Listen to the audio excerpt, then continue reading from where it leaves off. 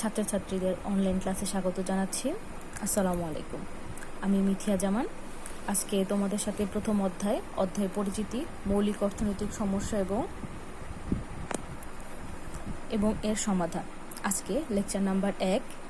এখন এই অধ্যায়ের মৌলিক প্রশ্ন হলো তোমার অর্থনৈতিক সমস্যা। তার মানে আমাদের এই অধ্যায়ের থেকে যেসব প্রশ্ন আছে সেসব প্রশ্নের মধ্যে প্রথম প্রশ্নটা হলো আমার অর্থনৈতিক সমস্যা কি।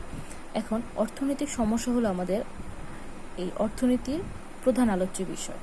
এটা মূলত দুষ্প্রাপ্যতা এবং নির্বাচনকে নির্দেশ করে। তার মানে কি, এই অর্থনৈতিক সমস্যাটা মূলত আমাদের দুষ্প্রাপ্যতা এবং নির্বাচন এই দুইটার উপর নির্ভর করে। এখন অর্থনৈতিক সমস্যার সূত্রপাত হলো আমাদের অসীম অভাব থেকে। যখন আমার অসীম অভাব কাজ করবে তখনই আমার অর্থনৈতিক সমস্যাটা আসবে। এখন এই অর্থনৈতিক সমস্যাটা তোমাদের সামনে যদি আমি ভালোভাবে বিশ্লেষণ করতে যাই, তাহলে আমার স্ক্রিনে দেখানো যে ছকটা আছে এই ছকটা আমাকে ব্যবহার করতে হয়। এখন দেখো, অর্থনৈতিক অবস্থাকে আমরা যদি প্রথমভাবে বিশ্লেষণ করি তাহলে আমাদের প্রথমে আসতেছে অসীম অভাব, সীমিত সম্পদ, সীমিত সম্পদের বিকল্প ব্যবহার। এখন এই অসীম অভাবটা কি? তার মানে একটা মানুষের জীবন ধারণের জন্য অনেকগুলো অভাব হয়। সেই অভাবটা কি? যখন সে প্রাথমিক পর্যায়ে থাকে, তার জীবন ধারণের জন্য ন্যূনতম যে প্রয়োজনটা আসে তখন সেগুলো তার জন্য বেশি প্রয়োজন, এবং যখন সে ন্যূনতম প্রয়োজনটা পূরণ হয়ে যায় তখন সে আস্তে আস্তে উপরের দিকে, তার মানে কি বিলাসিতায় ধাবমান হয়। এভাবে মানুষের অভাবটা অসীম আকার ধারণ হয়। তারপরে আছে আমাদের কি সীমিত সম্পদ। তার মানে এই সীমিত সম্পদ মানে আমাদের সম্পদ অল্প, সম্পদের সীমাবদ্ধতা আছে। তারপরে সীমিত সম্পদের বিকল্প ব্যবহার।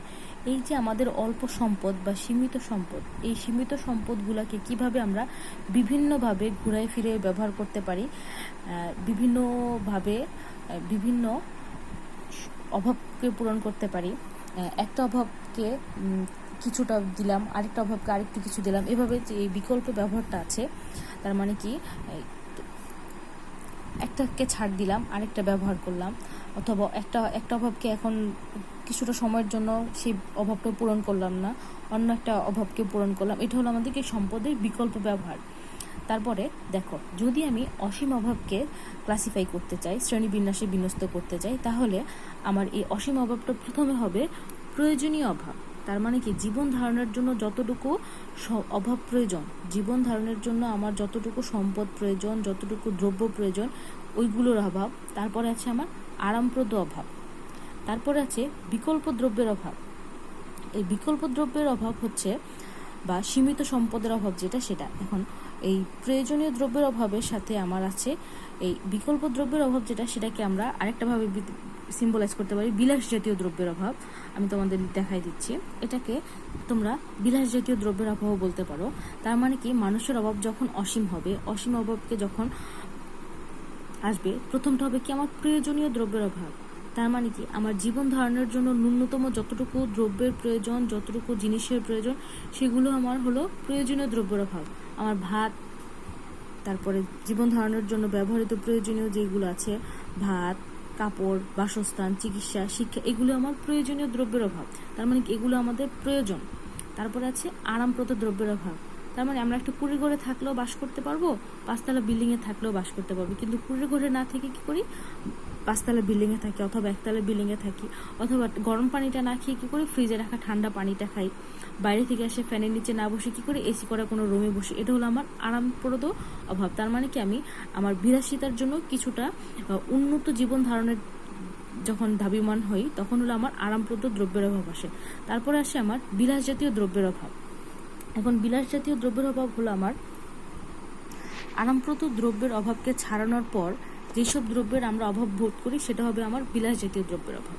এখন এই দেখো, প্রয়োজনীয় দ্রব্যের অভাবকে যখন আমরা ক্লাসিফাই করব, তার মানে কি, প্রয়োজনীয় দ্রব্যের অভাবটা আমার কখন কখন আসতেছে জীবন ধারণের জন্য, দক্ষতার জন্য, তারপর আসছে অভ্যাসজনিত। এখন প্রয়োজনীয় দ্রব্যের অভাব যখন আসবো জীবন ধারণের জন্য, তার মানে কি, আমাদের বেঁচে থাকার জন্য, ভালোভাবে বাঁচার জন্য যেসব দ্রব্যের অভাব আছে সেগুলো হলো আমার প্রয়োজনীয় দ্রব্যের অভাব। তারপরে আছে দক্ষতার জন্য, আমার একটা ভালো চাকরি করার জন্য বা ব্যবসায় ভালো উন্নত করার জন্য অথবা কোনো একটা ছোট ব্যবসাকে বড় আকার ধারণের জন্য যেসব দ্রব্যের অভাবটা আমি বোধ করি সেটা হবে আমার দক্ষতার জন্য অভাব। আরেকটা আছে কি আমার অভ্যাসজনিত অভাব। তারপরে এই অর্থনৈতিক সমস্যাটাকে যদি আমরা আরেকভাবে ক্লাসিফাই করতে যাই সেটা হবে আমার অর্থনৈতিক সমস্যার প্রকৃতি। অর্থনৈতিক সমস্যার প্রকৃতি তার মানে কি, এটার রূপটা কেমন। প্রকৃতি বিশ্লেষণের ভিত্তিতে দেখো কি আছে, দুষ্প্রাপ্যতা, আরেকটা আছে নির্বাচন। এখন এই দুষ্প্রাপ্যতাটা কি, এটা হলো মানব জীবনের প্রত্যাশা, অভাব, চাওয়া, তারপর ধরো আকাঙ্ক্ষা অসীম, কিন্তু এই অসীম অভাব পূরণের ক্ষমতা বা সম্পদ সীমিত। তার মানে কি, এই অসীম অভাব, সেই অসীম অভাব পূরণের ক্ষমতা বা সম্পদ সীমিত। তাই সকল প্রকার অভাবকেই আমরা একসাথে পূরণ করতে পারি না। অর্থনৈতিক সমস্যার মূলই হচ্ছে এই স্বল্পতা। তার মানে কি, আমাদের অভাব অসীম, এই অসীম অভাব পূরণের জন্য সম্পদের সীমিত, এই সীমিত সম্পদটাই হলো আমাদের এই দুষ্প্রাপ্যতা। এখন নির্বাচনটা কি? এখন নির্বাচন হলো আমাদের জীবনে একাধিক অভাব থাকতে পারে। এই একাধিক অভাবের মধ্যে কোনটার তীব্রতা বেশি, তার মানে কি কোন অভাবটা আমাদের জন্য বেশি প্রয়োজন। ধরো একটা সময়ে আমার একটা জামার প্রয়োজন, এক জোড়া জুতোর প্রয়োজন, একটা ছাতার প্রয়োজন। এখন সামনে বর্ষাকাল, আমার যেই জুতোটা আছে অথবা আমার যেই জামাটা আছে সেই জুতো বা জামা দিয়ে আমি সামনের 3 মাস এমনি কাটাতে পারবো, কিন্তু এই বর্ষার সময়ে আমি ছাতা ছাড়া বাইরে যেতে পারবো না। তখন আমার এই পরিস্থিতিতে আমার জামা এবং জুতো বাদ দিয়ে আমাকে কি করতে হবে, একটা ছাতা কিনতে হবে। তার মানে কি, আমার 3টা অভাব ছিল, সেই 3টা অভাব থেকে আমি 2টা অভাবকে সাময়িকভাবে স্থগিত করলাম, একটা অভাবকে বাছাই করলাম। এই যে অনেকগুলো অভাবের মধ্যে থেকে একটা অভাবকে যখন আমি চিহ্নিত করলাম, সেটা হবে আমার নির্বাচন। আশা করি বুঝতে পেরেছো যে আমার অনেকগুলো অভাবের মধ্যে যেটার তীব্রতাটা বেশি থাকবে সেটা হবে আমার নির্বাচন। এখন এই সবগুলো অভাবের মধ্যে যদি তোমার ক্ষেত্রে জামাটা খুব বেশি প্রয়োজন হয়, যে এই জামাটা পরে আর বাইরে যাওয়া যাচ্ছে না, অথবা এই জামাটা পরে আর আমাকে কলেজে যাওয়া যাচ্ছে না, তাহলে এই জুতো আর ছাতা বাদ দিয়ে তুমি যখন জামাটা নির্বাচন করবে সেটা হবে তোমার তীব্রতার ভিত্তিতে প্রথম অভাব। তার মানে কি, তখন তুমি নির্বাচন করছো।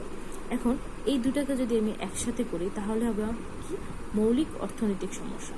এই দুটাকে একসাথে করছে তোমার যখন, তখন আসছে আমার কি, মৌলিক অর্থনৈতিক সমস্যা। আর এই মৌলিক অর্থনৈতিক সমস্যাটাকে স্যামুয়েলসন প্রথমে সিম্বলাইজ করছে, যে আমার যখন দুষ্প্রাপ্যতাটা এবং নির্বাচন আসবে, এই দুইটাকে যখন আমি একত্রিত করব তখন আসবে আমার মৌলিক অর্থনৈতিক সমস্যা। এবং সেটাকে কে বলছে, স্যামুয়েলসন। স্যামুয়েলসনের মাধ্যমে যে এই মৌলিক অর্থনৈতিক সমস্যাটা কি, সেটা হবে কি এবং কতটুকু উৎপাদন করতে হবে, কি উপায়ে উৎপাদন করতে হবে, কার জন্য উৎপাদন করতে হবে। স্যামুয়েলসন এই মৌলিক অর্থনৈতিক সমস্যাটাকে এই মূলত এই 3 ভাগে ভাগ করছে। আর তিনি অতিরিক্ত একটা সমস্যা দেখাইছে। এই অতিরিক্ত সমস্যাটা হচ্ছে সম্পদের দক্ষতার সাথে ব্যবহার হয় কি। তার মানে কি, আমাদের যে সম্পদগুলো আছে সেই সম্পদগুলা দক্ষতার সাথে ব্যবহার হচ্ছে কি। যখন তোমার এই সম্পদগুলা দক্ষতার সাথে ব্যবহার হবে তখন তুমি এটাকে কি বিকল্পভাবে কি বলতে পারো, বিকল্পভাবে বলতে পারো সম্পদের উত্তম ব্যবহারের মাধ্যমে বেকার সমস্যা সমাধান হয়েছে কিনা। যখন তুমি সম্পদটাকে দক্ষতার সাথে ব্যবহার করবে তখন তোমার বেকার সমস্যাটা সমাধান হচ্ছে কিনা সেটা বুঝতে পারবে। এখন আসো আমরা কয়েকটা সংজ্ঞা তোমাদের সাথে তুলে ধরি, যে দুষ্প্রাপ্যতার সংজ্ঞাটা। স্যামুয়েলসন এই দুষ্প্রাপ্যতাটাকে বলেছেন, মানুষ যেসব দ্রব্য পণ্য চায় তার যোগানের প্রকৃতিতে সীমাবদ্ধ বা দুষ্প্রাপ্য। এটা হচ্ছে তোমার মানুষের কি বলছে, মানুষ যেসব দ্রব্য চায় তার যোগানের প্রকৃতিতে সীমাবদ্ধ বা দুষ্প্রাপ্য। এখন আছে এই মানুষের এই অভাবটা প্রথমে বলেছেন যে দুষ্প্রাপ্যতা বলতে বোঝায় মানব জীবনের অসীম অভাব বা অভাব পূরণের জন্য সম্পদ সীমিত ও সরবরাহ নেই। মানুষের যে অসীম অভাব, এই অসীম অভাব পূরণের জন্য সম্পদ সীমিত বা সরবরাহ নেই। এই প্রয়োজনীয় সম্পদের যে অভাব তাকেই অর্থনীতিতে দুষ্প্রাপ্যতা বলে চিহ্নিত করা যায়। তার মানে কি, এই প্রথমটা হলো আমার দুষ্প্রাপ্যতা, তার মানে কি আমার সম্পদের সরবরাহ কম থাকবে, আমার অভাবের ভিত্তিতে আমার সম্পদ কম থাকবে অথবা সম্পদের সরবরাহ কম থাকবে। তারপর আছে নির্বাচন সমস্যা। এখন নির্বাচন সমস্যা হলো আমার মানুষের জীবনের অভাব যেমন অফুরন্ত তেমনি সম্পদ সীমিত। এই অফুরন্ত অভাবের মধ্যে যেসব অভাব সমান গুরুত্বপূর্ণ নয়, তাই অভাবের গুরুত্ব এবং সম্পদের বিকল্প বা দক্ষ ব্যবহারও নির্ধারণ করতে হয়। এই কারণে প্রয়োজন হয় নির্বাচনের। স্যামুয়েলসনের মতে অর্থনীতি হলো নির্বাচনের বিজ্ঞান। স্যামুয়েলসন কি বলেছেন? অর্থনীতি হলো নির্বাচনের বিজ্ঞান। এবং অধ্যাপক বেনহাম মনে করেন মানুষ বাছাই করতে বাধ্য হয় বলে অর্থনৈতিক সমস্যা দেখা দেয়। কি বলছে? মানুষ যখন বাছাই করে, তার মানে কি অনেকগুলো অভাবের মধ্যে একটা অভাবকে যখন নির্বাচন করে তখন কি দেখা যায়?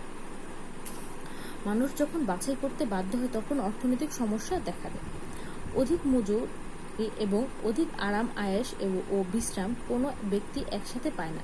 তার মানে কি তুমি অনেক স্যালারি পাবা না, একসাথে কি পাবা না? অনেক স্যালারি পাবা না, আরাম আয়েশ পাবা না এবং তোমার লেজার টাইমটা পাবা না। একসাথে এই কয়টা একসাথে পাওয়া যায় না। তাকে নির্বাচন করতে হয় কোনটি তার অধিক প্রয়োজন। এখন তুমি এই তিনটা থেকে তুমি নিজে বাছাই করবা যে তোমার কি মজুরি বেশি প্রয়োজন, না কি তোমার আরাম আয়েশ প্রয়োজন, না কি তোমার বিশ্রাম করা প্রয়োজন। এখন যেটা তোমার জন্য বেশি প্রয়োজন সেটা তুমি আর নির্বাচন করবা। তারপরে কেইন্সের মতে 1883 থেকে 1946 সালের মধ্যে দুষ্প্রাপ্যতা সম্পদের ব্যবহার এবং সমাজের আয় ও নিয়োগ ব্যবস্থায় আলোচনা হলো অর্থনীতির মূল আলোচ্য বিষয়। তার মানে কি এই কেইন্সের মতে তিনি 1883 থেকে 1946 সালের মধ্যে যে একটা অর্থনীতির মূল বিষয় হচ্ছে সেটা কি বলছে? দুষ্প্রাপ্য সম্পদের ব্যবহার এবং সমাজে আয় ও নিয়োগ ব্যবস্থা আলোচনাই হলো অর্থনীতির মূল আলোচ্য বিষয়। এবং এই যে আর এম ববার বলেছেন তার গ্রন্থে অর্থনীতি হলো দুষ্প্রাপ্যতা সম্পদ এবং কর্মসংস্থান ও আয় নির্ধারক সমূহের পর্যালোচনা সংক্রান্ত শাস্ত্র।